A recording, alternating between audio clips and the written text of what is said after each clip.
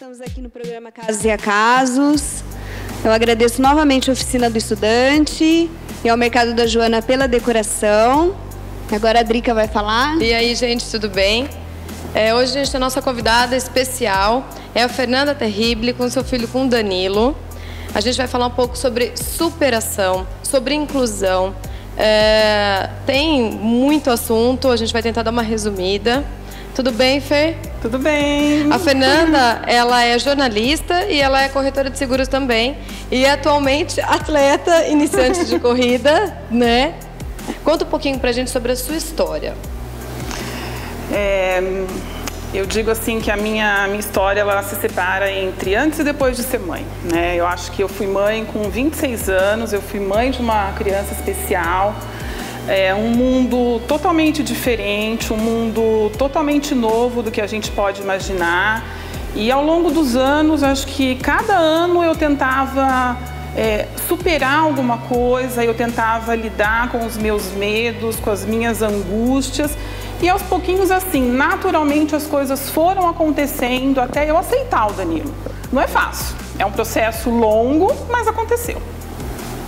Hoje o Danilo está com 15 anos? Olha, eu diria para vocês que foram uns 13 anos até eu ter coragem de sair com o Dan, até eu ter coragem de me expor, até eu ter coragem de falar sobre a deficiência dele. E por incrível que pareça, se vocês me perguntarem, Fernanda, o que ajudou? A internet. A internet ajudou muito, rede social. Eu comecei a fazer postagens de fotos do Danilo, eu comecei a fazer alguns desabafos e comecei a perceber que as pessoas se identificavam com aquilo que eu falava, né? Vergonha foi diminuindo, né? E até pessoas assim, que não têm filhos especiais, mas que tinham uma outra história de superação, ou dela mesma, ou dentro da família, elas começaram a se identificar com os meus desabafos. E eu fui tendo cada vez mais coragem de pôr para fora tudo aquilo que estava aqui guardado.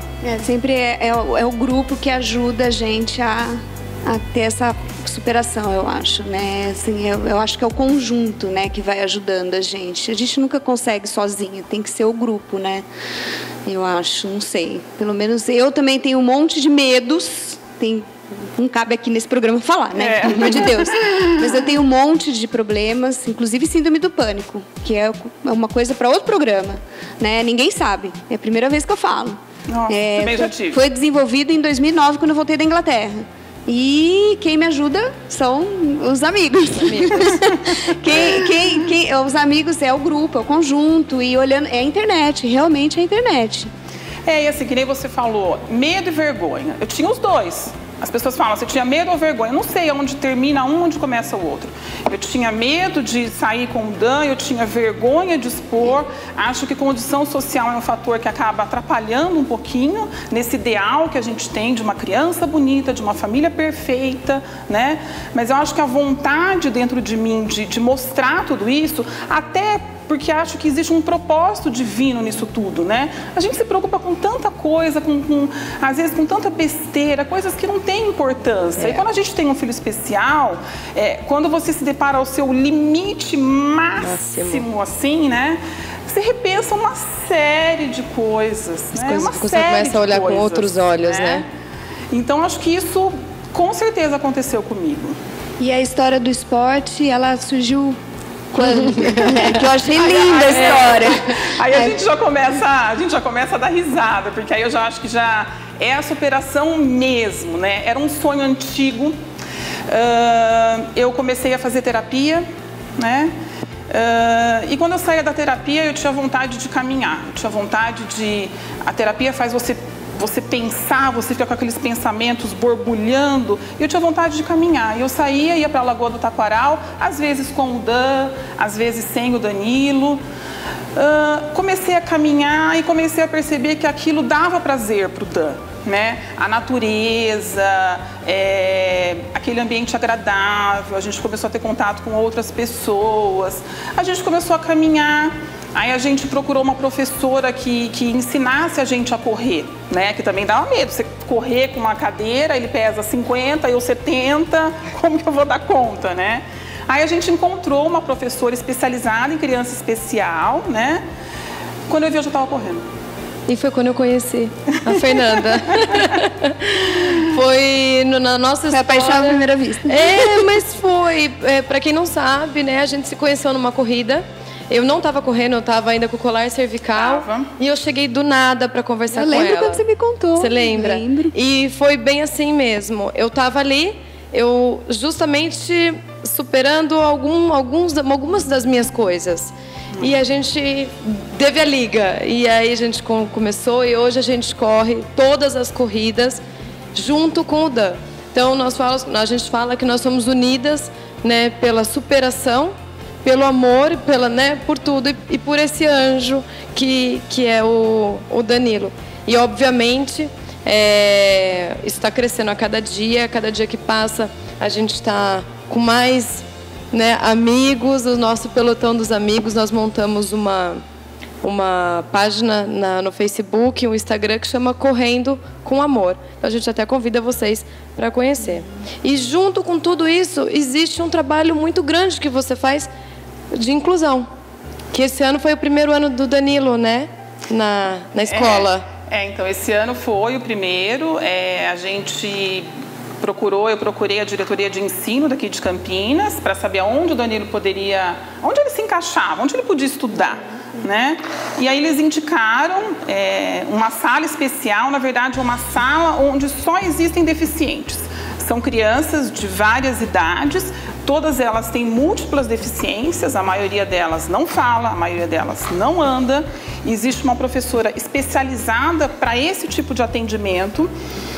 A escola, ela tem rampa, ela tem banheiro adaptado, tanto profissionais quanto os alunos estão acostumados já com as crianças. E assim, foi surpresa porque o Dan se acostumou super bem com a escola, né? Acho que quando você olha para o lado e vê uma criança parecida com ele, né? Fala, putz, encontrei minha turma, né?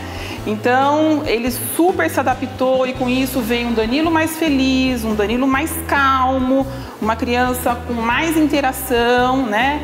Tem coisas que a sintonia entre mãe e filho aumentou muito, né? É uma coisa eu li no blog que nas corridas ele se sente melhor, né? Ele fica bem correndo, né?